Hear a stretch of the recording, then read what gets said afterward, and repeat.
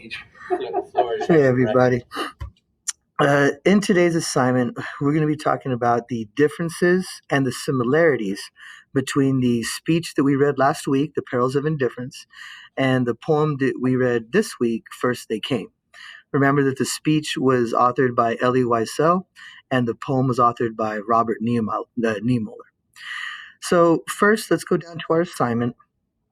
And it says differences. Well, we know that the theme, the central idea, it was kind of the same in both of them. It's not to be indifferent, to be somebody that speaks up. But they want to know differences. So let's look at number one. What is the overall tone of the text? So I'm going to start with my poem because that's fresh in my head. We just did it yesterday.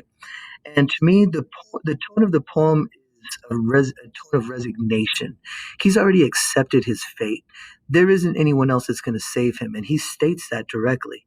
So he doesn't have any hope left. He says, there is no one left, to call out for me. So for number one, I wrote, the tone of the poem is more one of resignation. The poet sees his demise as inevitable because there's no other way around it. But in the speech, there's a difference. The tone is somber, but it's actually a call to action from myself. I wrote, he reminds us that through our actions today, he's urging us to be more human and be more involved, less indifferent. So in his speech, he's trying to be hopeful about indifference. He wants the younger generations to learn from indifference, when in the poem, it's just too late. And I used both examples here. If you're going to use this as a foundation, you're more than welcome to. Just please do not copy and paste it exactly as it is. Now, for the second part of differences, it says, what devices evoked this tone? And it lists some devices that we've seen, diction, repetition, rhetorical questions, anecdotes, juxtaposition, ethos, pathos, logos. They forgot to put alliteration in there, and there's alliteration in the speech.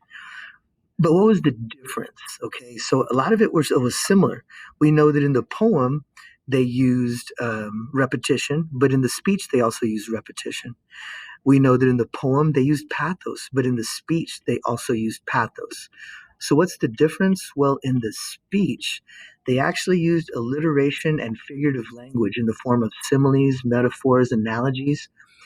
And in the poem, they did not do that. They mainly used repetition and diction.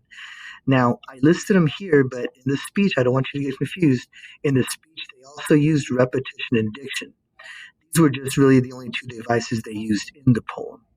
So the difference between the poem and the speech is actually the alliteration and the figurative language. Because throughout the speech, he makes comparisons and analogies between the Holocaust and Kosovo. He also talks about the ethical part, the ethos part, which the poem doesn't have ethos in it. The ethical part is his credibility. He's been through the Holocaust. He was a Holocaust survivor, so he has credible evidence. And then for the last question, guys, and same for number two, please don't copy mine word for word, but you're more than welcome to use it as a foundation.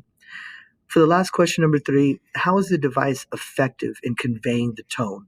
So the rhetorical devices they used in the poem, such as repetition and diction, how was that effective? So for number three, I wrote, the device was effective in conveying the poem because, put the question back into the answer, the poet repeats all of his mistakes. He told us how many times he didn't speak up. They took this this group, he didn't speak up. They took this group, he didn't speak up. So by repeating that, he lets us know how many times he failed his fellow man. And then at the end, his life lesson, that at the very end, when it was time for him to go, there was no one there to speak up for him.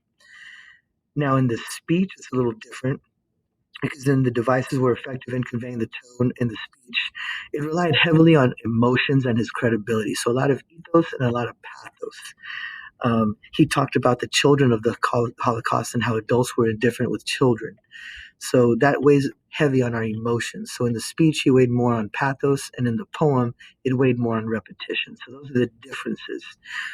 Now, that is for today's lesson. Today's Wednesday.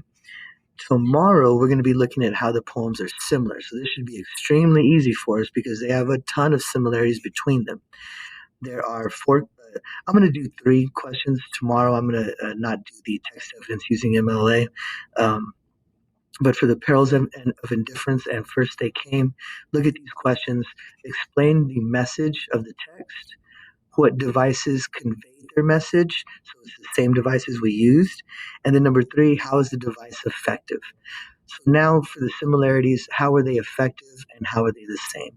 And we'll do this video tomorrow. If you have any questions, please send us a message through TAC or through Schoology. Once you complete your assignment, let us know with the submission button. Don't forget to post. Thank you.